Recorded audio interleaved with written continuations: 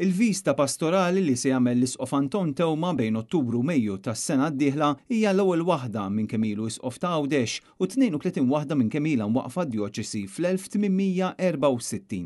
It-tema magħżula l-vista hi u daħal joqgħod magħhom mill-Evanġelu ta' San Luqa, silta mill-ġrajja tal-laqgħa ta' Ġesu mad-dixxipli ta' Emmaus wara l-qawmien mill-imwiet, illi minna huwa meħud il-motto tal-Isqof, silta li fuqha nbnew ukoll it-temi tal-pjanijiet pastorali djoċesani fl-aħħar snin. Il-vista hija żjara li l-Isqof Djoċesan jagħmel lil parroċċi u l-komunitajiet Kattoliċi fit-territorju Djoċesan blan li jistħarreġ il-qagħda tagħhom.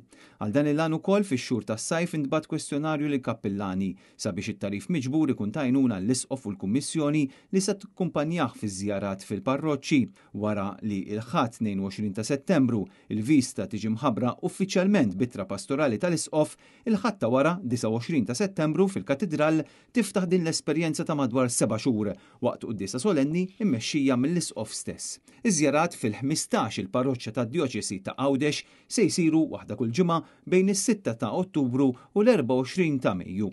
Qabel kull żjara f'parroċċja bħala stedina se titqassam bibbieb kopja tal-Evanġelu ta' San Luqa kif ukoll isir talb fil-komunitajiet.